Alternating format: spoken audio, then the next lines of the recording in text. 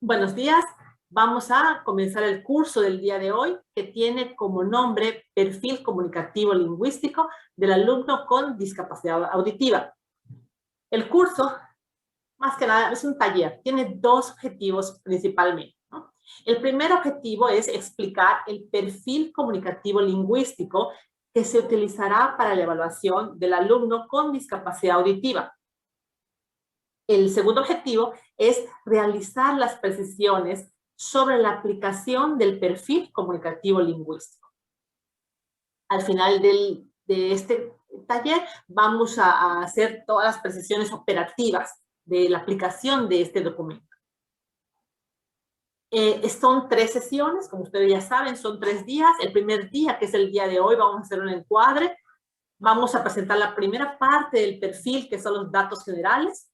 Vamos a hablar de la competencia comunicativa, la competencia lingüística y la dactilología. El día de mañana también es una sesión matutina y vamos a hablar sobre la audición, la lengua oral y la lectura labiofacial.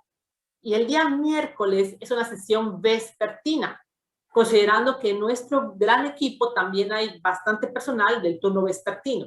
Y en ese día vamos a hablar sobre la lectura y escritura en español, cómo vamos a redactar las conclusiones, las necesidades educativas específicas y las barreras para el aprendizaje y la participación. Vamos a entonces iniciar con el encuadre, la primera parte de ese trabajo, que fue realizado por las siguientes personas que ustedes ven aquí: Abril, Andrea, Ceci, una servidora, Fabiola, Gladys, Gabriela, Gina, Isabel, Jacqueline, Laura, Lisette, Nayali y Silvia. Pues somos el equipo que estuvimos trabajando para la conformación de este documento. Pero es importante platicar por qué estamos haciendo énfasis en el modelo educativo bilingüe y cultural. Algunas personas de las que están aquí ya oyeron esta parte porque han trabajado con nosotros en la cuestión de logogenia o del modelo educativo bilingüe y cultural, pero algunas no. Entonces sí me parece importante retomar este encuadre, ¿no? Ustedes saben que todas las lenguas de señas, tanto la mexicana como las de otros países, son lenguas completas, o sea, no son señas aisladas, sino son lenguas con estructuras gramaticales que pueden expresar el pensamiento de igual manera que cualquier lengua oral. Esto es, cumplen las mismas funciones que cualquier otra y cumplen también las mismas características de convencionalidad, de código, de estructura, etcétera, que cualquier otra. Entonces, cuando estamos hablando del modelo educativo bilingüe y cultural, estamos hablando de que cuando es bilingüe no es porque al mismo tiempo se están hablando los dos idiomas. Por eso no es conveniente hablar y hacer señas al mismo tiempo, ¿no? En el caso de los sordos, ni en el caso de los sordos, ni en ningún caso. Por ejemplo, si yo les dijera soy bilingüe, hablo muy bien el alemán, es obvio que yo no podría hablar al mismo tiempo español y alemán, ¿no? Tengo que hacer mi emisión en español, detenerme y hacer mi emisión en alemán. En este caso va a pasar lo mismo. Ser bilingüe no significa que al mismo tiempo estén usando las dos lenguas. ¿Qué es ser bilingüe? Pues ser bilingüe entonces es conocer y manejar en un nivel u otro dos lenguas diferentes. Porque fíjense, eso también es interesante.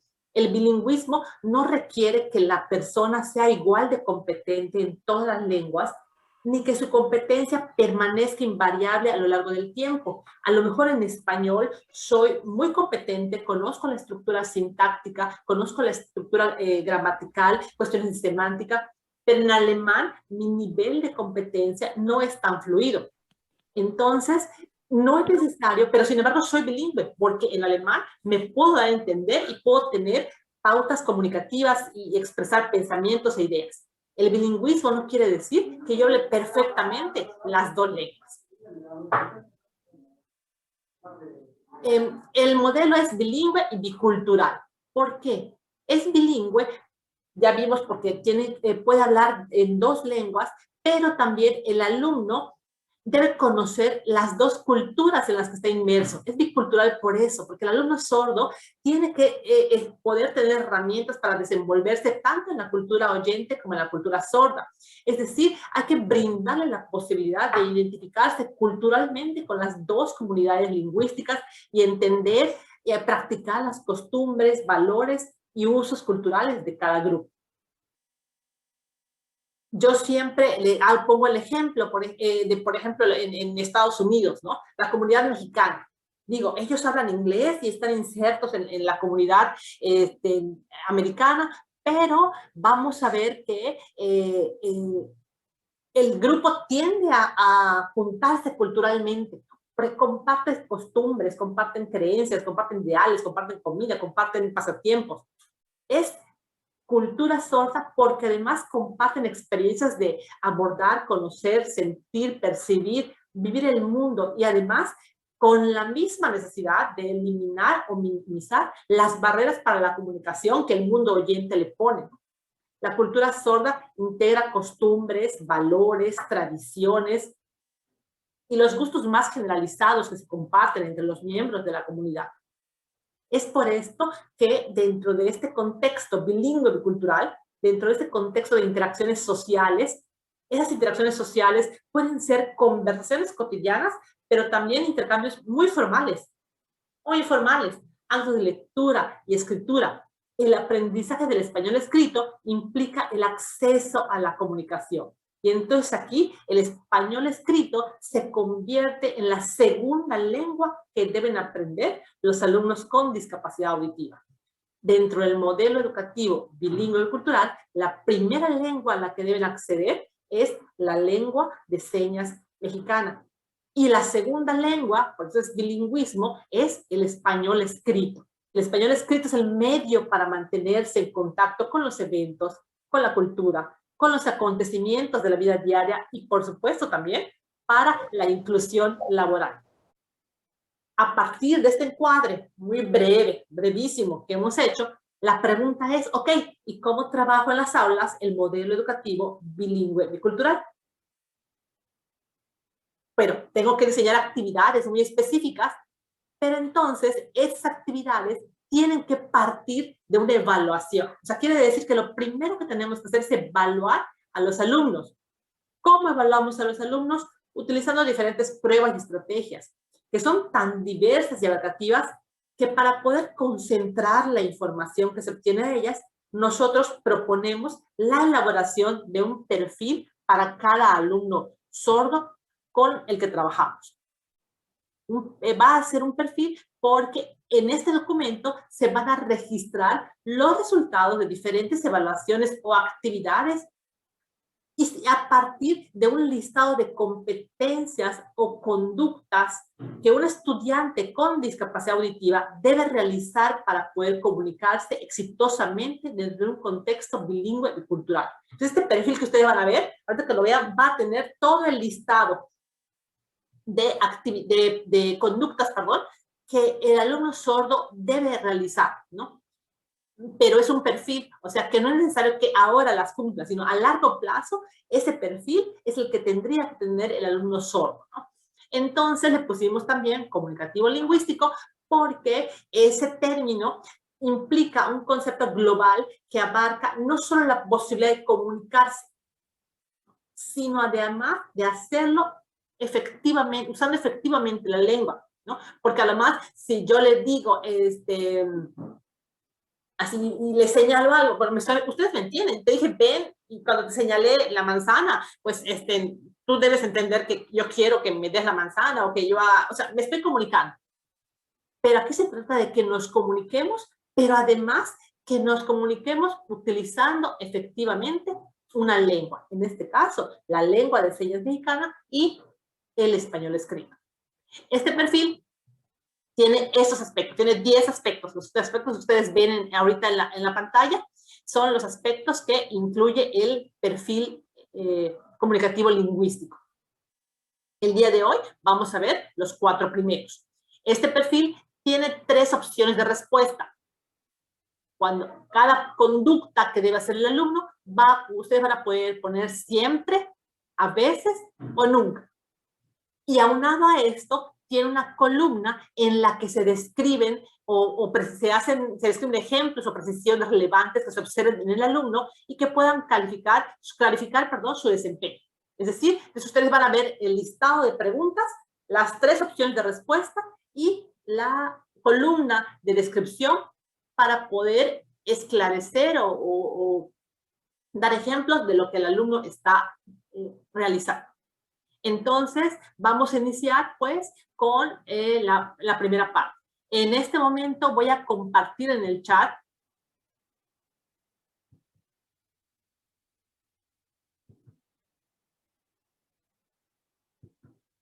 les voy a pedir que lo descarguen. Si puedes comenzar, Nayeli, mientras lo subo al chat. Claro. Bueno, buenos días a todos. Ok, en el primer apartado del perfil encontramos los datos generales. Estos datos pues pretenden recopilar información para tener un panorama general del alumno que nos va a permitir conocer datos personales como nombre, edad, fecha de nacimiento, grado, etcétera, ¿no? Datos escolares, qué edad inició su escolarización, el nombre del servicio, el tipo de atención en la que está. También nos va a permitir conocer datos clínicos relacionados con la discapacidad auditiva del alumno.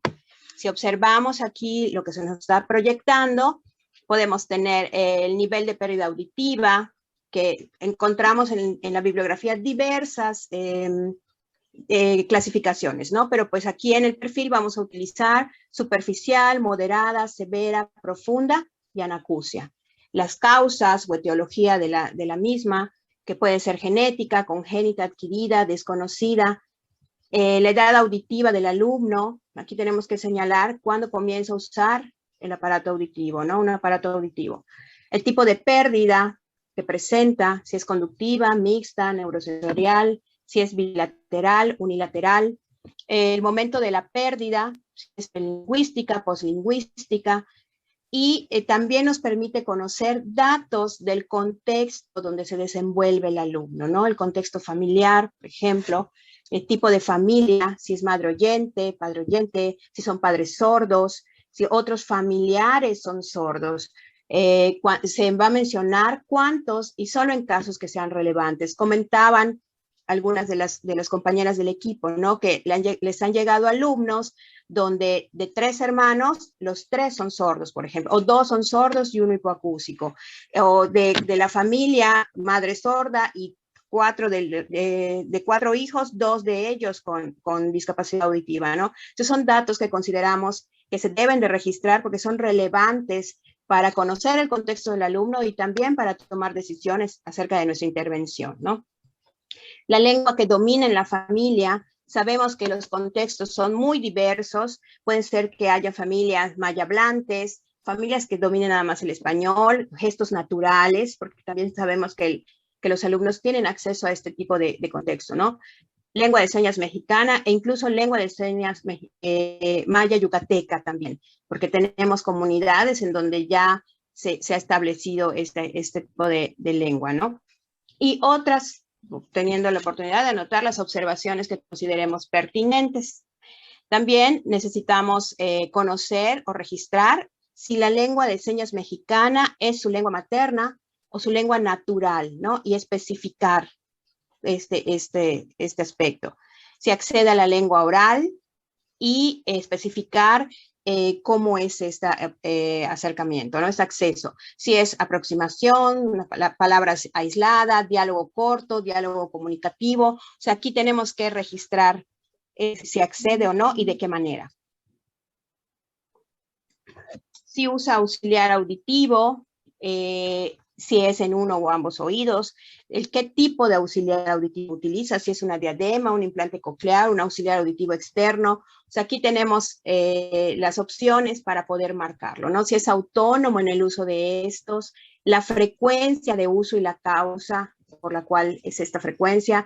También comentábamos, ¿no? Al estar construyendo el perfil, bueno, que hay alumnos que sí deben de utilizar y que no los tienen porque están en reparación o no los usan todos los días porque ya no están bien calibrados, o sea, hay muchas situaciones que es importante al momento de realizar este perfil, pues especificarlo, ¿no? La fecha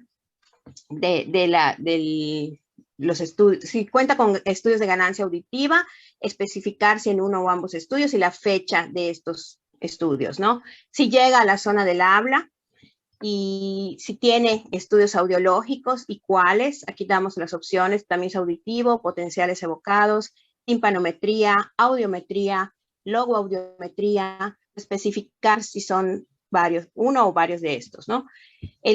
Fecha del último estudio audiológico, fecha del último ajuste de los auxiliares auditivos o de la calibración del implante coclear, si esto fuera el caso, fecha de la última evaluación de la competencia comunicativa, lingüística, elaborada por el docente, del último informe, también tenemos que registrar la fecha del último informe o incluso perfil lingüístico cuando ya se elabore, y otras condiciones o discapacidades agregadas en el caso de que el alumno las presentara, ¿no?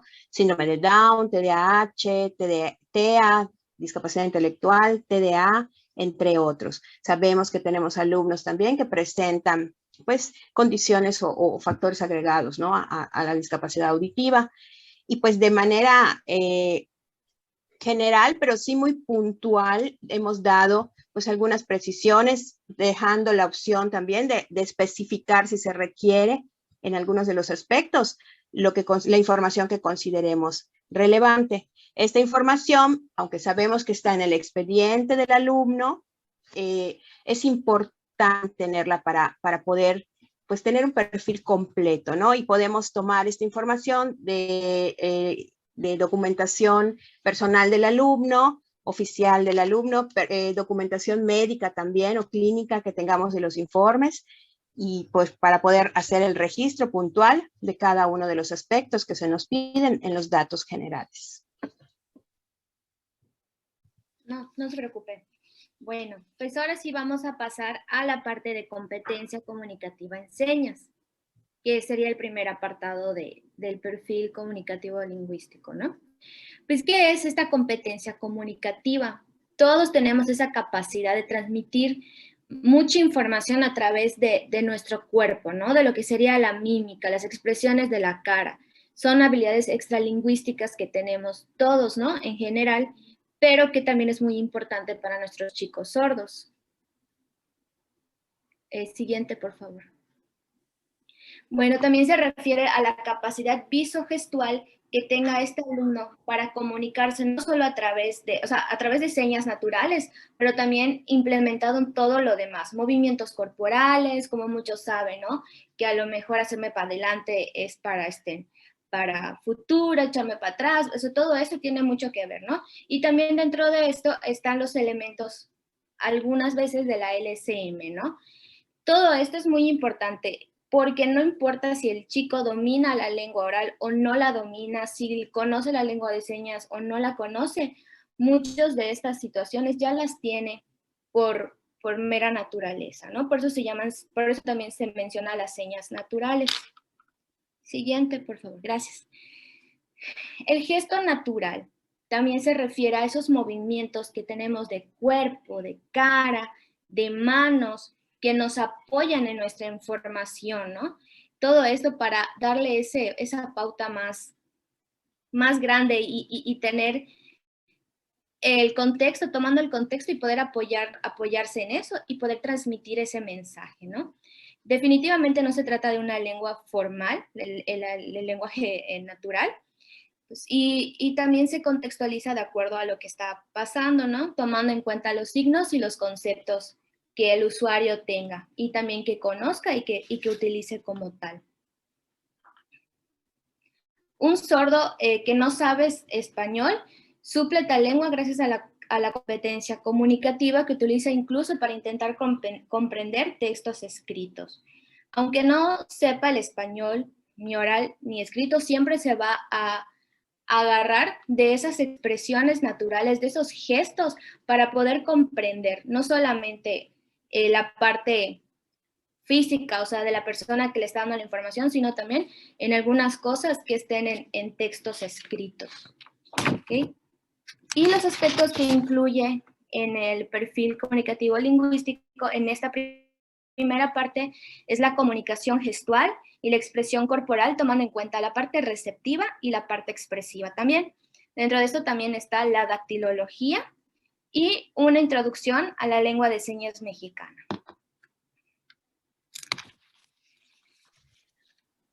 Muy bien, buenos días. Bueno, para el análisis de este apartado, pues les mostramos el cuadro, ¿sí? De esta manera lo van a encontrar en el perfil.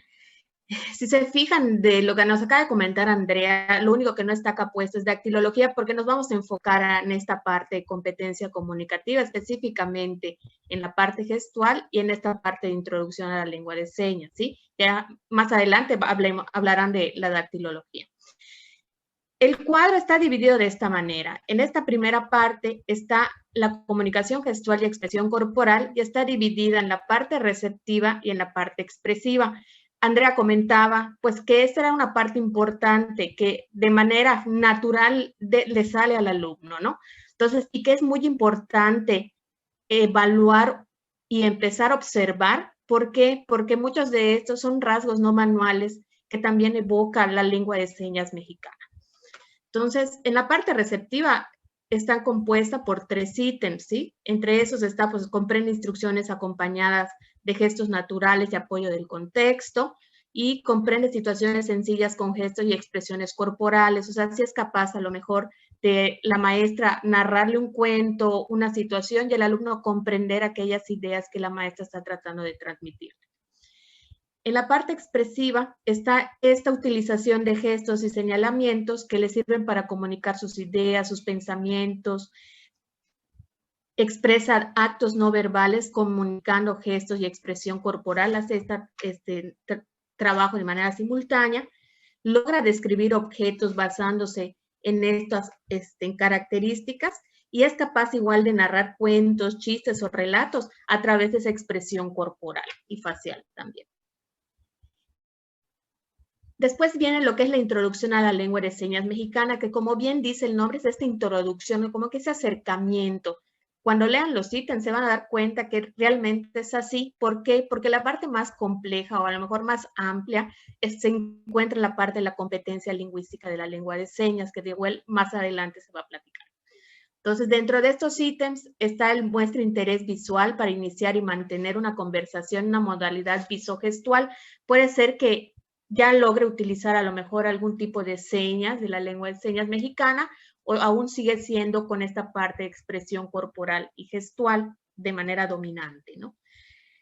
Realiza aproximaciones de los movimientos de las manos correspondiente a la seña que quiere expresar. A lo mejor no lo realiza de una manera adecuada como tal, pero sabe a lo mejor ya medio ubicar en qué parte, cómo es el movimiento, ¿no? Y ahí está la tarea, pues, del maestro, de, bueno, ir observando esto. Bueno, si mi alumno aún presenta dificultad en esto, pues es algo que voy a estar trabajando durante la intervención.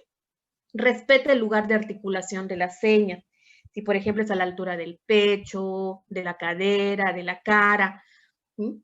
Muestra habilidad para configurar sus manos para realizar las señas, ¿no? Sabe cómo debe ir la palma de la mano, a lo mejor para decir la seña de bien, de mal, ¿no? Sería un claro ejemplo.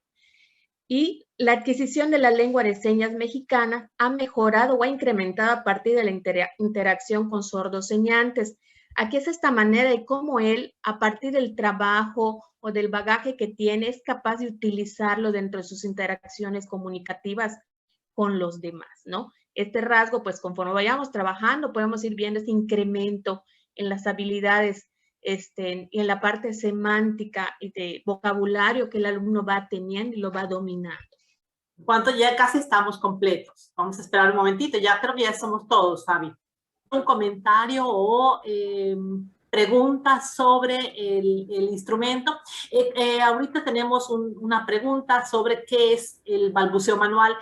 Fíjense que, como le decía a Rocío, les vamos a enviar también un archivo en donde hicimos un glosario. Ese glosario trae todos los términos relacionados con lo que están, todas las tecnologías que aparecen en los diferentes apartados del chat están definidos. No sé si alguien del equipo quiere definir balbuceo manual. Fabi, ¿nos puedes apoyar, o Andrea? O si no, lo defino. Bueno, el balbuceo manual, así como nosotros cuando aprendemos a hablar, o como los niños, de tener un más clara, lo mismo sucede con la lengua de señas. Cuando estamos en ese de aprender señas, o los niños están en ese proceso, también balbucean manualmente, empiezan a tener la intención de realizar las señas más parecidas a lo que pueden, pero todavía les cuesta trabajo, se les olvida. Entonces, a eso hace referencia el balbuceo manual, esa intención previa a hacer la lengua de señas correctamente, ¿no? No sé si quedó claro o quieren que se les da la definición.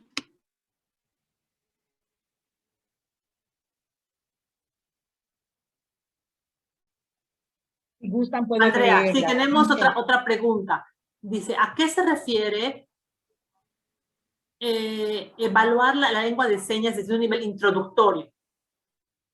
Ejemplo, sería ver si sabe verbos, sustantivos, nada más. No, a lo que se refiere, perdón, voy a tomar la palabra. A lo que se refiere a ese nivel introductorio es eso, ¿no? O sea, de repente, lo pongo como ejemplo, nos llegan los alumnos y no tienen aún este conocimiento de la lengua de señas, o a lo mejor es muy, muy, muy, muy básico, ¿no? Entonces, en esta primera parte del apartado, no se mete a ver lo que es en sí, como tal, que el alumno realmente haga un movimiento de la mano correcto, o sea, es como que tener esta observación de los gestos, de los rasgos no manuales, pero también ya de estos primeros indicios de la lengua de señas, ¿no? A lo mejor, como decía, puede ser que sí conozca la posición de la seña de manera correcta, pero a lo mejor es solo un acercamiento, entonces el maestro es el que tiene que ir modelando, ir enseñando esta parte, ¿no? O sea, ya más adelante, como les dije, en la parte de competencia lingüística, el LSM es donde se adentra todos estos conceptos, a este manejo de estas habilidades de la lengua de señas. ¿Sí? Sí, tenemos también, si en el glosario se van a poner las referencias, sí tienen las referencias, ya Gladys lo puso, sí tiene todas las referencias. Aquí mencionan, en el caso de los alumnos que tienen una competencia comunicativa lingüística efectiva en LSM, la primera parte receptiva expresiva se llena, es decir, habla mucho de señas naturales. Aquí, fíjense, algo que hemos comentado muchísimo al interior del equipo y que también lo vamos a recalcar durante esos 3 días, es que este documento no va a ser necesario llenar todo el documento. Va a depender de las características del alumno con el que estoy trabajando. Entonces, a lo mejor si es un alumno que ustedes ya están viendo que efectivamente utiliza la lengua de señas mexicana con una estructura gramatical, es decir, que ya tiene una competencia lingüística en esa lengua, valga la redundancia, en esa lengua, a lo mejor esta parte ya no va a ser necesario llenarla, ¿no? Pero, por ejemplo, si es un alumno que está llegando de 4 años al centro, por ejemplo, que es su primera escolarización, a lo mejor esta va a ser la parte fundamental que nos va a dar una idea bueno, cómo es esa competencia, cómo se comunica y demás, ¿no? Entonces, sí algunos puntos van a quedar a criterio del maestro, pero ese criterio no es, esta parte me gusta, esta no, o no sé, LSM, no le evalúo. No, esta parte queda en relación a las características del alumno, las características completas del alumno. Este instrumento permite saber dónde está el alumno en su parte comunicativa y de ahí el maestro debe partir para trabajar. Efectivamente, esa es la intención de este documento, ¿no? Y bueno, mencionan que sería conveniente explicar cada ítem. Sin embargo, bueno, para eso está el glosario que se ha enviado y, perdón, que se va a enviar. En el ítem donde debes llenar si la LSM es su lengua materna o lengua natural, nos es un poco de duda, ya que el alumno puede tener señas naturales, pero no necesariamente ser LSM. Pero creo que más adelante, en ese mismo renglón, se pregunta si los gestos naturales, o sea, está si es su lengua natural. En ese mismo apartado de datos generales se pregunta si usa gestos naturales, ¿no?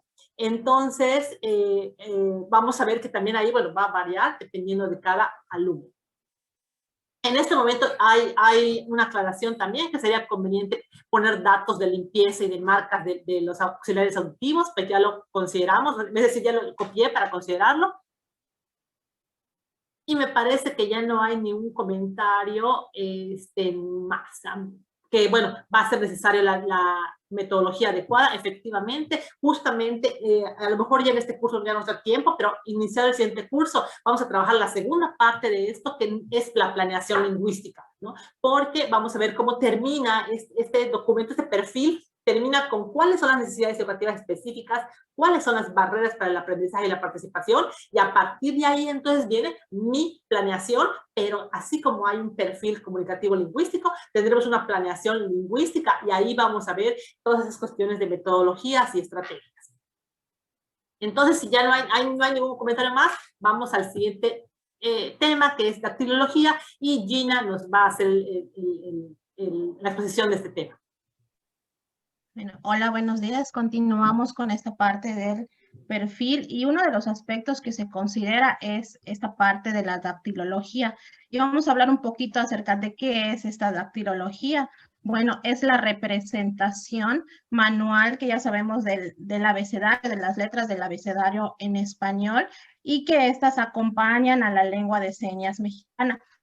También sabemos que como, puedes pasar a la siguiente, por favor. Sabemos que esta dactilología es esa extracción de la lengua oral a la LCM, ¿sí? Ya sabemos que la LCM carece de una versión escrita, ¿sí? Y por lo tanto es una lengua muy visual. Entonces, para poder comunicarnos de alguna manera y representar ciertos aspectos, pues necesitamos representarlo de esta manera dactilológica. La comunidad sorda utiliza y comprende la dactilología cuando de alguna manera han estado expuestos a esta parte de la lectoescritura, ¿sí? Cuando ha habido un proceso en el que el alumno ya tiene este acercamiento, ella es más fácil que él pueda describir a través de la dactilología nombres de personas, nombres de lugares, de ciudades, ¿sí? Y también sabemos que esta dactilología se utiliza en estos aspectos en donde pueden ser abreviaciones, pueden ser nombres propios, nombres de personas, pueden ser, como bien decía, lugares que a veces no sabemos cómo se representan, tanto como para nosotros oyentes como para los otros, ¿sí? A veces nosotros olvidamos cuál es la seña y nos apoyamos de esa dactilología para representar lo que queremos comunicar, ¿sí? Y entonces, la comunidad sorda lo que hace también es que da un nombre a cada una de las personas para que a partir de ello vayan sacando diferentes características. Ya sabemos que esta dactilología pues representa los nombres propios. Es decir, mi nombre y presentarme a alguna persona sorda, la voy a representar con mi dactilología. Entonces voy a hacer mi nombre en dactilología, y al hacer esto le estoy mencionando cuál es mi nombre, ¿sí? Y también este nombre puede ir acompañado de alguna seña, de algún apodo, ¿sí? Esto es característico de acuerdo a lo que la comunidad sorda, ellos catalogan o representan dentro de este aspecto, ¿sí? Sabemos que estas señas, estos apodos, es algo muy característico de ellos, y a veces, ya sea que nos lo puedan dar a partir de nuestra inicial de nombre, que puede ser en este caso, en el mío, esta es la G, ¿sí? Y esta es mi seña. ¿Y por qué? Porque es una forma visual en la que ellos me representan con este lunar, pero también puede ser que ellos representen esta característica con otras formas, ya sea en la forma en cómo es la persona, cómo es emocionalmente, qué es lo que le gusta. A veces no solamente se hacen las representaciones a partir de esta dactilología, sino también cómo es la persona, y ahí ellos van agarrando ciertos rasgos. Puede ser el cabello de la persona, puede ser la forma del cuerpo, puede ser lo que le gusta hacer a esta persona, y de ahí van representando y añadiendo ciertas características.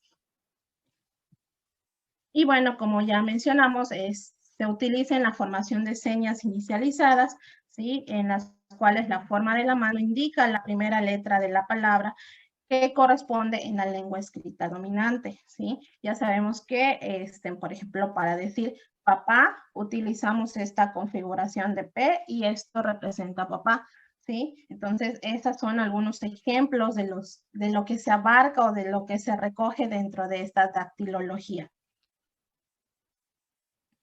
Y bueno, dentro de este perfil comunicativo lingüístico, algunos de los indicadores que se toman en cuenta para poder llenar esta parte son estos siguientes aspectos, ¿sí? El primero es si el alumno imita las formas del alfabeto manual ante un modelo. Es decir, si yo docente le muestro el alfabeto, él es capaz de imitar estas formas y lo llenamos, si no, o qué observaciones podemos tener. Conoce todo el alfabeto, el alumno puede ser que conozca todo el alfabeto desde la A a la Z, pero a veces tiene dificultades para reproducirlas, ¿sí? O viceversa, puede ser que sí las reproduzca o no tiene todo el conocimiento del alfabeto manual. Asimismo, nos dice que sí es capaz de deletrear palabras significativas como nombres propios, como objetos conocidos. Si yo le pido que me mencione el nombre de algún objeto, es capaz de otorgármelo. Y otro de los aspectos es identifica el deletreo de palabras con diferente número de sílabas en una sola emisión, con velocidad normal, ¿sí? En esa parte nos dice que es importante mencionar el número de sílabas que logra deletrear, qué cantidad de sílabas ya logra deletrear el alumno dentro de esta parte de la dactilología, en qué velocidad lo hace, si es muy lenta, si es muy rápida, ¿sí? Para que también nos sirva como parte importante en las características particulares del alumno. Y bueno, algunos ejemplos de actividades para evaluar esta dactilología se consideran los juegos de palabras. ¿Qué vamos a hacer en estos juegos de palabras? Pues son tarjetas con imágenes que se le van a presentar a los alumnos, ya sea acerca de su familia o de personas conocidas o de lugares en donde él se desenvuelve comúnmente, ¿sí? Estas tarjetas con imágenes también pueden incluir, pues, el lugar, ¿sí? El lugar donde viven, la ciudad donde viven, en el contexto donde ellos están desenvueltos.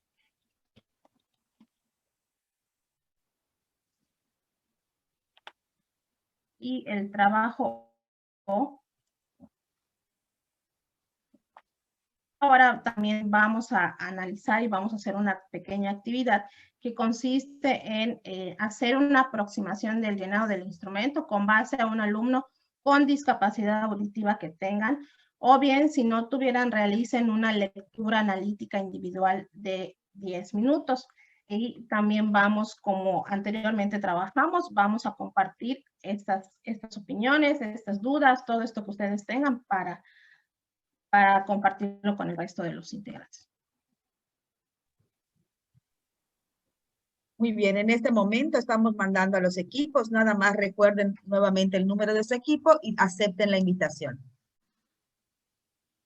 Pero pues los que ya están, si tuvieran algún comentario o alguna pregunta. Gracias. Ahorita están mencionando, con gusto, Gregoria. Ahorita me están mencionando que, bueno, los ítems de dactilología están claros, son pocos ítems. De hecho, esto que ustedes están viendo es como ya la versión final. Y bueno, en cada reunión que teníamos de trabajo se iban afinando, aclarando. No empezaron con esta cantidad de ítems, eran muchos más ítems, pero bueno, consideramos que eran los pertinentes, los que quedaron, ¿no? Entonces, ya somos todos y veo que no hay preguntas para la sección de dactilología. Entonces, vamos al siguiente punto, que se lo dejamos a Jackie. Bueno, buenos días a todas y todos. Ahora sí me veo. Ok.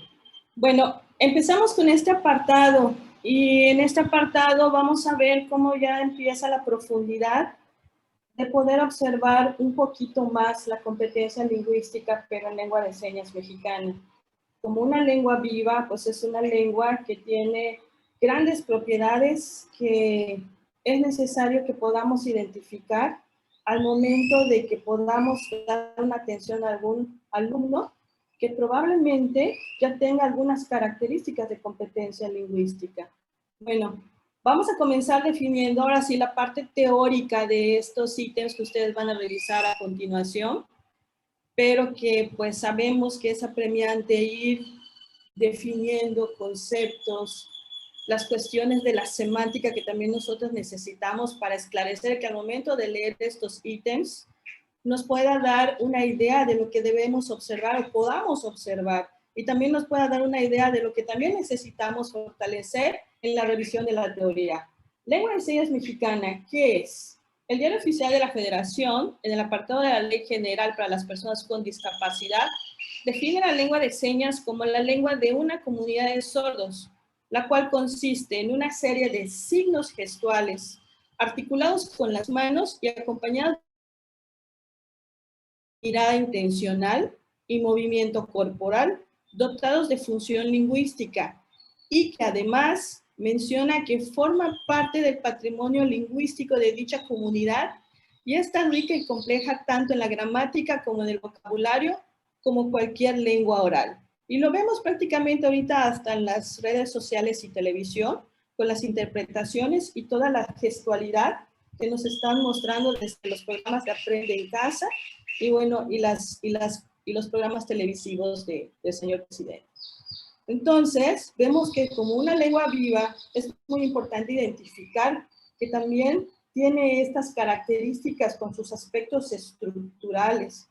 Empezar a conocer un poquito más de estos componentes y a qué se refieren cada uno, es importante que nosotros vayamos revisando previamente antes de poder sacar oportunidades con actividades para conocer qué tanto maneja un alumno con discapacidad auditiva. Los aspectos estructurales son la fonología, que van a estar compuestas por rasgos distintivos. Y allí se empieza a desglosar una serie de, yo le llamaría coloquialmente, pistas de cómo son estas señas fonológicamente hablando. Nosotros estamos acostumbrados a que cuando escuchamos fonología nos referimos a los sonidos. En el aspecto de la lengua de señas mexicana, menciona Miroslava Cruz Aldrete, que es una de las lingüistas que ha hecho una investigación a profundidad de la lengua de señas, que hasta ella aclara que todavía no la ha terminado y le llevó 10 años hacer este estudio, sacar las características por tipos de señas. Esto es, que las señas tienen en su aspecto fonológico configuración manual, orientación de la palma de la mano, la ubicación de estas señas, la dirección del movimiento y los rasgos no manuales que van a conformar los significados que hacen con estos gestos, donde no hay ninguna seña. Y más adelante vamos a ver también la importancia de los clasificadores. Entonces, aparte de la fonología, el aspecto estructural de la semántica, cómo se va construyendo la semántica en lengua de señas, la morfología y la sintaxis. Y bueno, pues vamos a comenzar con esta parte un poquito más teórica para que cuando veamos ahorita los ítems tengamos un poquito más de claridad y por supuesto si se siguen generando dudas, pues vamos a usar el chat. Entonces, la fonología se refiere a la articulación de las señas. Una seña se puede descomponer en diferentes partes con respecto a la forma, a la orientación que toma la mano o las manos, que viene siendo la configuración manual, el lugar donde se articula en el cuerpo, en el espacio, así como el tipo de movimiento que se realiza. Otro elemento fundamental de la fonología de la lengua de señas son los rasgos no manuales, esta parte del gesto, los cuales en un principio no se consideraban como parte de la estructura de la seña, y hoy las investigaciones arrojan que el gesto, este rasgo no manual, le empieza a dar sentido a lo que en español vemos como género, número y hasta la modificación de algunos verbos. Entonces, la fonología se refiere a estos aspectos de dónde se produce la seña, cómo se hace la forma de la mano, en qué parte del cuerpo y cómo se mueve esa seña. Otro aspecto muy importante son los rasgos distintivos de la lengua de señas mexicana o parámetros articulatorios. Y esto tiene que ver con esta distinción de que las señas tienen configuraciones, tienen tipos de señas, la forma de orientación, la ubicación, dirección y rasgos no manuales. Hay señas que son casi idénticas, pero se diferencian por alguno de estos aspectos. Puede ser que la ubicación es diferente, puede ser que tenga la misma configuración, pero está realizada en otro lugar y tiene un movimiento diferente. Eso lo hace distintivo, que más adelante se va a volver semántica. ¿La que sigue, por favor? Entonces, para ver estos tipos de señas, muchas veces necesitamos observar primero, y por eso se aborda al inicio del instrumento, cuál es la forma de comunicación del alumno. No necesariamente, y las preguntas estuvieron muy acertadas pero de repente hacen señas naturales y no es lengua de señas mexicana. O de repente hay aproximaciones y son balbuceos manuales. Entonces, en la lengua de señas mexicana y en este aspecto, ya se observan cómo se van conformando estas señas que usa un niño que ya es señante, que ya lo usa como una forma de comunicación. Este aspecto es muy importante porque el niño ya usa esta lengua de señas mexicana para comunicarse. Tipos de señas. Vemos allá seña manual, la cual se articula con una mano.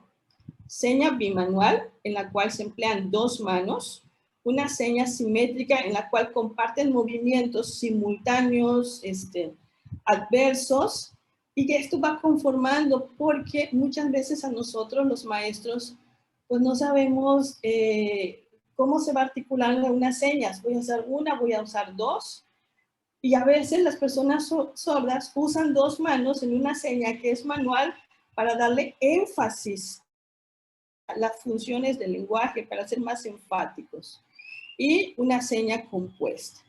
Más adelante vamos a estar viendo ejemplos. Uno de los propósitos es esto, ¿no? Estamos viendo aspectos que a lo mejor hay maestros que por primera vez están viendo esto y a lo mejor se pueden asombrar. ¿Y esto qué es? Con ejemplos. Y esto es muy importante, que vayamos reconociendo estas características de la diversidad de señas e irlas tratando de observar y poder tener ahora sí la suerte de poder registrarlo cuando el alumno lo esté manifestando. La que sigue, por favor. Entonces, ya vemos los aspectos estructurales, ya vimos fonología, y vemos otro aspecto que es la configuración manual. Este es considerado como un componente de la matriz articulatoria. Las características de la configuración manual están definidas por la posición de la mano. Los dedos, el pulgar, si estos van unidos, si van separados, si van flexionados, si van estirados, la orientación del pulgar y el índice, si la mano se presenta abierta en forma de garra. Entonces, estas son las diferentes posiciones que puede tener una mano. Entonces, estas diferentes formas que están categorizadas y casi enumeradas, hasta todas las que se han encontrado hoy en día, que se encuentran en el diccionario de lengua de señas de la Ciudad de México, ya menciona más de 52 configuraciones. Antes se hablaba de 52 formas de poner la mano. Ahora son más, porque como lengua viva va generándose diversas formas de colocación de la mano. Entonces, muchas veces las que somos maestras de comunicación, pues nos enfrentamos a esto de punto y nodo de articulación de los fonemas en las alteraciones del lenguaje. Entonces, cuando nosotros podemos decir o ponernos en lugar de niños, que a lo mejor cambiamos la forma de la mano, y en vez de decir gracias, hacemos esto. Entonces, hagamos de cuenta que es similar a un punto y nodo de articulación que se presenta diferente, y muchas veces al cambiar la configuración, cambiamos la semántica de esa seña. Entonces, fonología, configuración. Vámonos ahora a orientación de la mano. El mismo documento, que es uno de los más actuales, que se ha generado desde la Ciudad de México con lingüistas, con intérpretes, con comunidad sorda, nos está mostrando prácticamente hasta lo que se ha realizado hoy en día en nuestro país. Las orientaciones de la mano aquí presentan 9. Estas son la posición de la palma con respecto al cuerpo del señalante. Pero solo se está refiriendo a las diversas formas en que estas pueden ser colocadas. Por lo tanto, muchas de las cuestiones que cuando manejamos ya a profundidad la competencia lingüística en lengua de señas mexicana es que tenga estas características estructurales, que tenga la forma, que tenga la ubicación, que tenga el lugar, el movimiento y que también se pueda ver la orientación adecuada.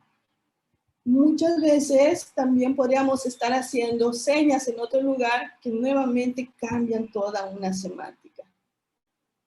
Fonología. Ahora vamos con ubicación. La ubicación de la seña es muy importante para una persona de la comunidad sorda. Y esto es también muy importante porque va delimitando su campo de acción. Inclusive ahorita que estamos en Zoom, y ahorita pues no está en Laura porque está en otro trabajo, esto es muy importante que nosotros nos ubiquemos en medio y que la posición de mi cabeza hasta la parte de ahora sí de mi pecho, que no se ve más abajo, pueda ser visibilizada porque la ubicación es muy importante para la comprensión ahora sí, del canal de comunicación que se establece en lengua de señas mexicana. La ubicación es el lugar sobre el espacio señante donde se ejecutan las señas. Y se hace referencia a la ubicación en el cuerpo mediante el término altura. A la altura del cuello, a la altura del hombro, a la altura del pecho, a la altura del plexo, a la altura de la cintura, a la altura de la cadera. De hecho, ahorita en pandemia se hizo muy famoso un juego dentro de la comunidad sorda que era el juego de basta. Y una de las características de las reglas era que el concursante tenía que señalar señas por ubicación, todas las que se conocieran. Entonces, también es, cuando incluyen desplazamiento en la ubicación, se menciona, por ejemplo, del pecho a la cintura, del hombro a la cadera, del cuello a la cadera. Cuando el cambio es de lado o desplazamiento es horizontal, a la altura del pecho, del lado izquierdo o al derecho. Entonces, muchas veces esta ubicación es muy, muy importante porque hay señas que tienen la misma configuración, el mismo movimiento, pero diferente ubicación. Esta parte que muchas veces cuando estamos aprendiendo lengua de señas es una de las cuestiones que tenemos que estar practicando continuamente, es precisamente esta. ¿Por qué? Porque forma parte de esta estructura morfológica, sintáctica estructural de la lengua de señas. Esto es muy importante, la dirección que toma la seña, que puede ser arriba, abajo, a un lado, al otro, izquierda, derecha. Porque todo este espacio, como ejemplo donde está este cuadrito, me va a permitir poder direccionar y que llegue el mensaje de la lengua de señas. Entonces vemos cómo esta parte importantísima de la fonología nos va a ayudar mucho porque tenemos que estar conociendo los tipos de señas que puedan llegar a manejar los alumnos. Vamos a encontrarnos con muchísima diversidad en las características de la lengua de señas.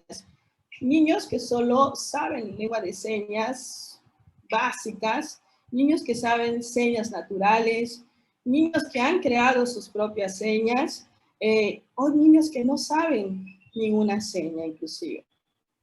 La que sigue, por favor. Y otro de los elementos de esta parte fonológica son los rasgos no manuales. Un rasgo no manual de la lengua de señas es la expresión facial, los gestos, los movimientos corporales. Los rasgos no manuales se usan muchísimo en la lengua de señas mexicana. Esto le empieza a dar toda esta parte semántica que estructuralmente y sintácticamente en español se escriben, pero en lengua de señas mexicana se gesticulan. Se producen simultáneamente al señar para dar significado lingüístico y por tanto son equivalentes en el español a los rasgos suprasegmentales de la lengua oral, que estas son el tono, el timbre, la altura, la intensidad y velocidad. Si yo quiero hacer una seña de que esto está muy lejos, usamos mucho el gesto. O como hay esto. Entonces, hay gesto, hay intención. Esto es lo que hace la acentuación de esos rasgos suprasegmentales. Bien, entrando un poquito más a la profundidad de esto, vamos a estar observando cómo se va desarrollando la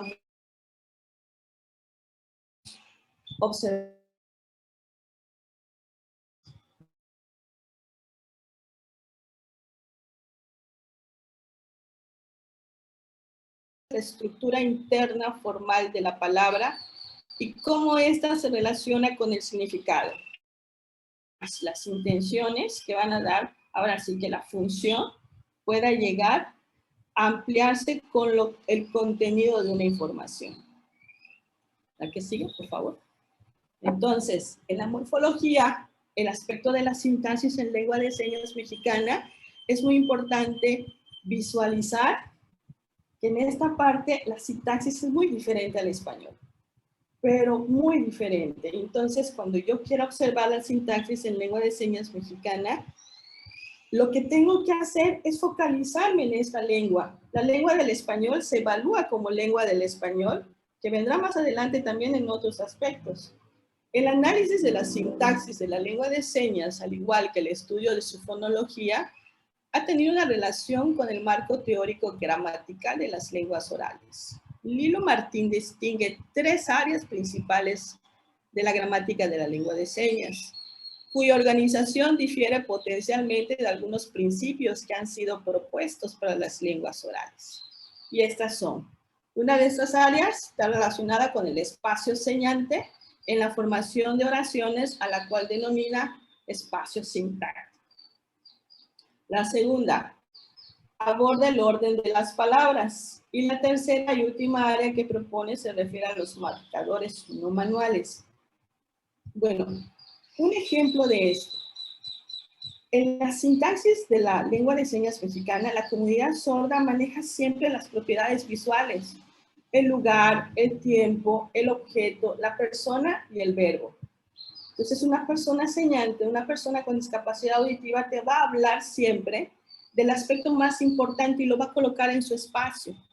Y en ese espacio puedes distinguir, ahora sí creo que hace ratito alguien preguntaba, ¿no? ¿Qué es lengua de señas inicial? A lo mejor empieza con sustantivos y sus referentes visuales es colocar a la persona o deletrear el nombre. Entonces son diferentes formas de representar esta morfología.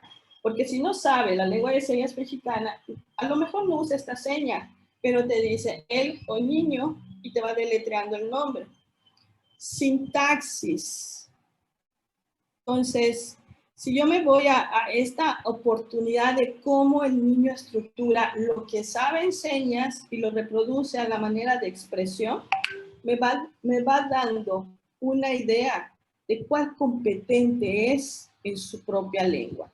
Si ya maneja, ahora sí, extensiones más largas, que te pueda decir en lengua de señas mexicana, me fui al mercado y no me gustó que mi mamá no me comprara manzanas. En vez de decir solo y únicamente, mamá, mercado, ir. Sino que aquí ya es más profundo lo que nosotros necesitamos observar. Semántica. Este aspecto es muy importante porque con las señas los alumnos tienen acceso al significado y al significante. Muchas señas pueden ser transparentes, otras señas son icónicas, otras señas son arbitrarias. Hay señas que se usan diferente según el contexto. No puede haber solo una seña para ir delimitando una acción como un verbo, como abrir, porque puede haber seña de abrir una bolsa, abrir una puerta, abrir la boca. Entonces, a través del componente semántico se relacionan los significados de las señas y esas diferentes combinaciones que se empiezan a demostrar en ella. El registro que se tiene de los significados léxicos nos sirve para comprender las expresiones lingüísticas y estructurar nuestra concepción del mundo. Y de ahí también podemos distinguir esas famosas señas naturales que obviamente que los niños lo van lo van a manifestar en sus etapas tempranas de expresión, porque son unidades semánticas, le empiezan a dar una representación a esas señas naturales. Es decir, que las señas naturales es la iniciación de la semántica a demostrar. Entonces, cuando un niño naturales, no significa que las vamos a erradicar para darle señas convencionales, sino que estas señas se van a transformar para que pueda ampliar esta estructura morfológica en una lengua de señas. Entonces, estos apartados que igual los pueden consultar, y de hecho, una de las apreciaciones era que pudieran tener, y está el acceso porque es gratuito, el diccionario de lengua de señas mexicana, para ir descubriendo cada uno de esos componentes estructurales, porque estos van a conformar competencia lingüística. Hay una diferencia en competencia comunicativa en lengua de señas a competencia lingüística en lengua de señas mexicana. Hay ocasiones donde hay familias de sordos señantes que tienen muy buena competencia comunicativa, pero entonces yo como maestro pues tengo que ayudarles a llegar un poquito más a esta elevación de la competencia lingüística, porque van a necesitar más campos semánticos que más adelante los van a ayudar a conectarse con la lectura y la escritura en español. Competencia lingüística es la capacidad de producir y reconocer estructuras sintácticas y de reconocer su significado. Entonces, vemos cómo al estar describiendo cada una de estas estructuras que van a componer la lengua de señas, no estoy hablando de reconocer en el orden del español si va señando, porque no corresponde a la lengua de señas mexicana. Corresponde mucho ver estos rasgos.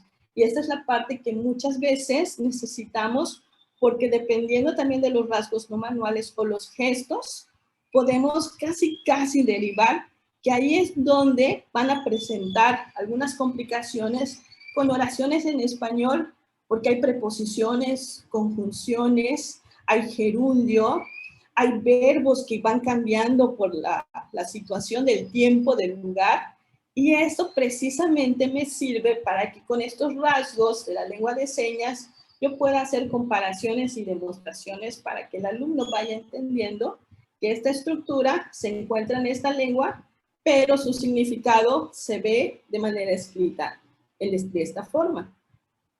Entonces, a continuación, ya con un poquito de información, pero sí hay que estar revisando y leyendo, vamos a ver que en el instrumento se presentan los aspectos. En el perfil comunicativo lingüístico para un niño con discapacidad auditiva, se pone, basado también en muchos instrumentos que con anterioridad se han desarrollado en el país, el aspecto de fonología de la lengua de señas mexicana, morfología, sintaxis y semántica. Y los presentamos, ahorita que lo va a manejar la maestra Isabel Cristina, con ítems. ¿Cómo podemos observar cada uno de ellos? Bueno, ahorita vamos a verlo con la maestra Cristina. Bueno, el primer aspecto, que es fonología, con varios indicadores, nada más les comento que solo voy a abarcar los primeros 4 para no ser tan larga esta sesión y cansada. ¿Y qué es lo que tenemos que observar en nuestro alumno sordo o hipoacústico? Si usa señas manuales, es decir, se articula la seña con una sola mano, se articula señas que se articulan con una sola mano. Por ejemplo, concepto, nada, solo, papá, mamá, bien. Si utiliza señas bimanuales asimétricas, es decir, utiliza ambas manos a la vez, pero de manera dispar o libre. Por ejemplo, cine, tortuga, cuchillo. Son dispares, parecen iguales, pero es dispar porque una tiene movimiento y la otra es fija. Utiliza señas bimanuales simétricas, es decir, utiliza señas que se articulan con ambas manos al mismo tiempo, pero con movimientos, por ejemplo, de espejo, como es nos vemos, vecino, enfrente, inversas, como es al revés, señas alternas, como es lento, cantar, o señas simultáneas, como están en el ejemplo aquí, que es vaca, aplaudir. Vamos a observar si utiliza señas compuestas, es decir, que se articulan a través de al menos 2 señas simples o 3 configuraciones distintas, como en el caso de autor, de agenda, que es el primero, que puedo decir esto. Ya son 3, aquí ubicamos 3 señas, como es autor, en donde hicimos uso de 2 señas. Gracias. En cuanto a la morfología, ¿qué es lo que tenemos que observar en la morfología? El uso de señas independientes o señas que se forman a partir de la unión de otras señas, que en este caso harían el papel de morfemas. O sea, hay una seña base que sería y se va a unir otros, puede ser una seña base o hacer una seña base y unirse con otras señas para que van a hacer el papel de morfemas. En el primer indicador, voy a observar si utiliza morfemas ligados para indicar variedades en los conceptos como son género, número, tiempo, persona, modo, prefijos, sufijos. En el ejemplo que tenemos acá, perro. Esta es mi seña base, perro, que ya tiene un significado independiente. Pero si a este perro le pongo esto, ya le estoy poniendo un género. Si a este perro le pongo esto, le estoy poniendo un número. Si a este perro le pongo esto y esto, le estoy poniendo género y número. Me refiero a perro, perra, perros, perras. El siguiente indicador voy a observar si utiliza morfemas gramaticales independientes y libres. Es decir, que por sí solos tienen significado. Casa, sol, papá, mamá.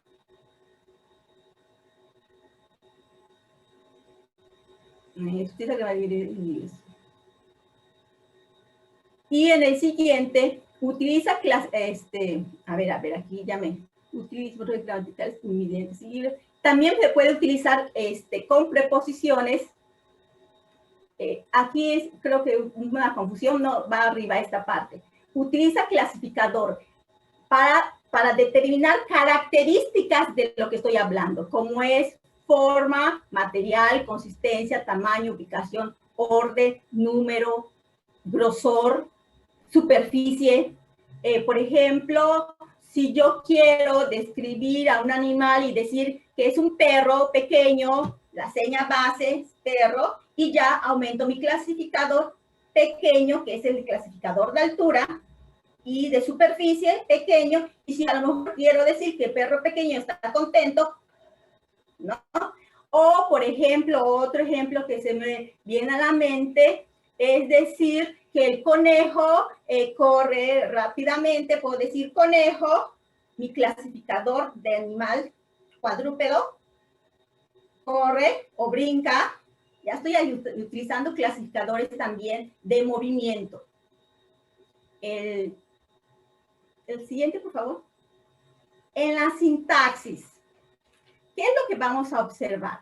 Vamos a observar el proceso que tiene el alumno para combinar y manipular señas, tomando en cuenta el espacio, manuales, así como el uso de oraciones simples o compuestas.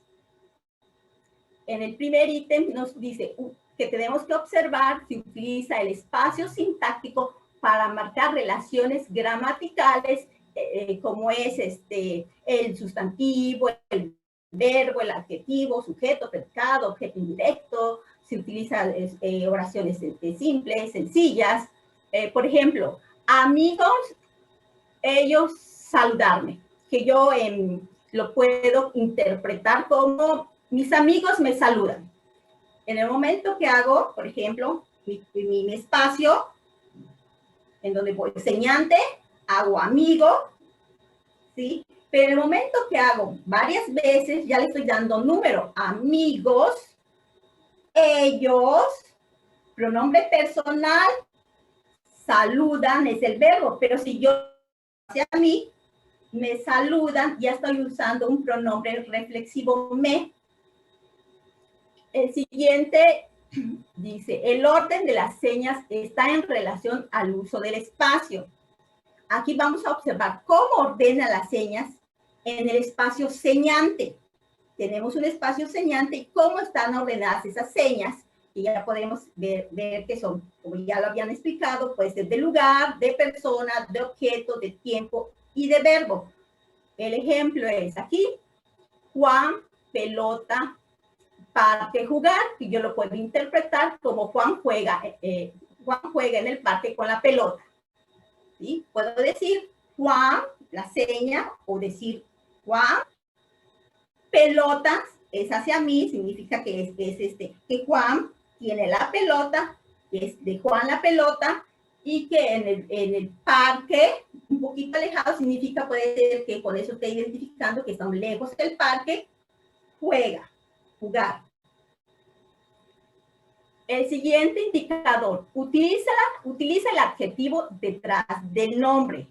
Es decir, utiliza el adjetivo después del nombre. Por ejemplo, la seña base es casa, pero si yo le hago, de segundo viene el adjetivo, casa grande. Otro que podemos utilizar, el perro es bonito, perro bonito o perro muy bonito. Expresa interrogaciones. Estas interrogaciones se hacen con expresiones con rasgos no manuales y simultáneos. Y desde el momento que yo voy a expresar mi pregunta, mi interrogación, ya le estoy dando esa intención comunicativa. Por ejemplo,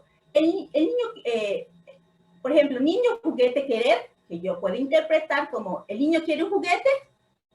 Niño, yo ya hice mi expresión, niño, además mis cejas voy a preguntar mi movimiento corporal, niño, juguete, ¿quiere? Desde el momento que yo voy a hacer esa pregunta, ya le estoy dando la intención de interrogación. La siguiente, la negación la coloca detrás del elemento que niega. Esta negación normalmente se hace con rasgos no manuales y simultáneos.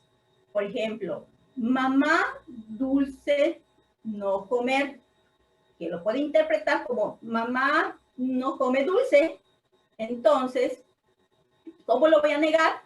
Con rasgos no manuales y simultáneos, mamá dulce no comer, pero en ocasiones es aceptado, este es opcional y ocasional, la seña no antes del verbo, que puede decir mamá dulce no comer, no comer. Y normalmente no siempre lo he visto que lo usan como mayor énfasis, no comer, ¿sí? Cuando quieren dar mayor énfasis. Se utiliza muy poco ese no antes del verbo, mayormente es con rasgos no manuales y simultáneos. La siguiente, por favor. La semántica. Aquí los indicadores son estos. El vocabulario que utiliza incluye diferentes clases de palabras específicas para especificar qué clase de palabras utiliza. Es decir, si utiliza verbos, sustantivo, pronombres, preposiciones, ¿sí? Y aquí puede ser como de los ejemplos que ya pusimos, como dijimos, mis amigos me saludan, aquí estoy viendo que estoy usando pronombre personal, que está pronombre reflexivo, un verbo, si está en presente, pasado, futuro. El siguiente, organiza el vocabulario que conoce para expresar o comprender ideas utilizando diferentes clases de palabras. ¿Sí? Vamos a ver cómo está esta organización de las palabras, cómo los organizó según la importancia que tienen para el niño o para el señante. Modifica los significados de las señas según el contexto y el significado de lo que se comunica. Por ejemplo, abrir ventana, abrir boca, abrir la bolsa, son diferentes formas de abrir. La seña abrir, como me muestran en el libro, es abrir, pero si voy a abrir una ventana, dependiendo cómo vaya a abrir la ventana, si abro la ventana así, si abro la ventana así, si la subo, o si es de persianas, o si es de esas que tienen un hito. O sea, dependiendo qué y cómo voy a abrir la boca, abrir una bolsa, dependiendo cómo vaya a abrir la bolsa, si tiene cierre, si la voy a hacer así, o si la voy a hacer así. Hace uso de metáforas, es decir, de señas que dan un sentido, un doble sentido, mejor dicho. Por ejemplo, ella, luna blanca, parecer, que puede interpretar como ella,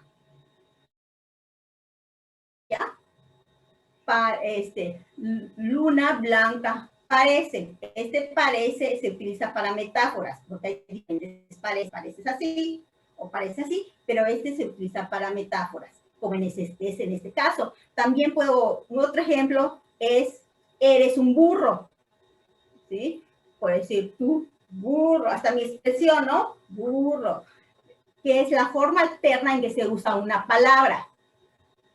Utilizan neologismos, o sea, señas de nueva creación. Con esta modalidad, pues los neologismos surgieron y se utilizan ya mucho, como es plataforma, como es compartir, como es dejar de compartir, como ingresar al Zoom. ¿Sí? Todo esto, pues, ya está. Estos neologismos ya están muy en boga de las personas sordas, porque ya es parte del uso de las clases a distancia. Con esto terminamos el aspecto.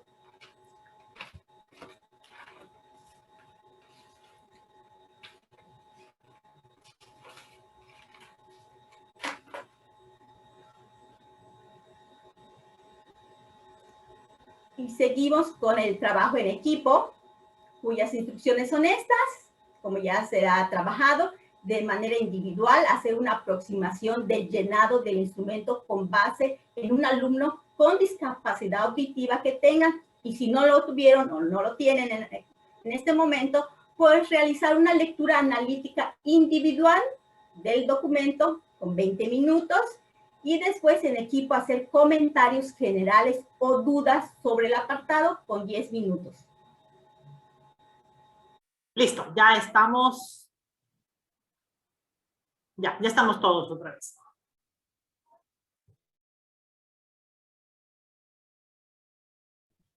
Sí, acá hay un comentario que nos dice, el ítem utiliza verbos que denotan lugar y dirección que sustituyen clasificadores de predicados.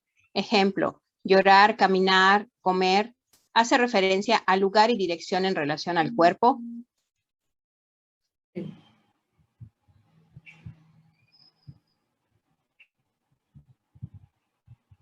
Sí, miren, aquí hay un ejemplo bien claro. No sé si han visto el cuento de Lily y su bolsa de plástico morado. No se las recomiendo, es el IPREAP.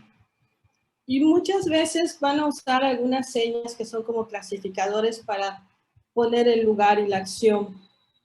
Por ejemplo, cuando hay una parte que me gusta mucho, cuando menciona y solo se oye el sonido de sus botas. Y entonces viene el clasificador, donde ponen hasta el clasificador del pasillo, pone a Lily caminando y el ruido. A ese tipo de ejemplos se refiere. Y sí, tiene referencia con el cuerpo, porque va delimitando del espacio señante y lo va dirigiendo hacia lo que es el pasillo. Sin embargo, no hace así, sino que hace este clasificador, que los clasificadores pueden ser usados de diferentes maneras. De hecho, la persona que hace la narración es una persona sorda y pone en línea del cuerpo hacia un lugar y luego ejecuta la acción y no la hace así, sino que la hace primero donde pone el lugar para caminar. No sé si con ese ejemplo puede ser un poquito más claro.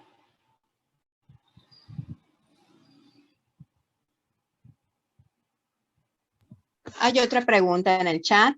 Dice, en mi caso y de todo el equipo 17, la dificultad es en cuanto a la sintaxis. No logramos establecer el orden correcto en todas las situaciones para poder valorar al alumno. Ok.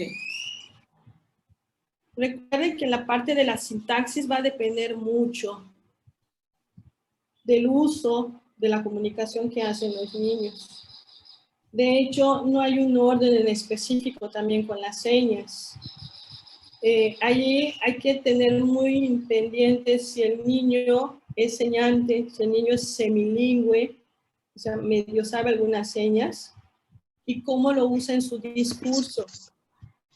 Cuando no lo logren encontrar, allí habría que tener dos puntos de vista. Necesito conocer un poquito más al alumno dentro de lo que es la interacción de maestra en el salón de clase o ahorita en línea, que es un poco complicado, para poder responder este ítem más adelante. O necesito también conocer cómo se comunican en casa, porque si en casa no hay esta comunicación en lengua de señas, probablemente este orden a lo mejor lo ven o lo logran extraer de una manera que te da poca información. A lo mejor solo usa sustantivos y verbos, pero los usa como si fuera español. Bueno, entonces también te está dando una referencia de que hay una influencia del español porque el español es lo que se habla en casa. Y el niño se habitúa más a esta forma de comunicación y lo traslada a su propia forma de representación manual.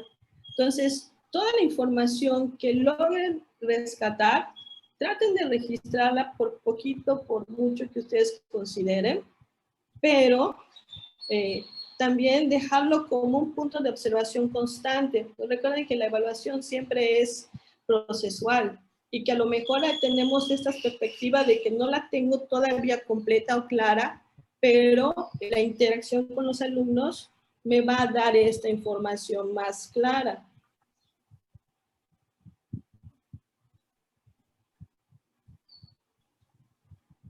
Hay más preguntas en el chat, maestra Jackie.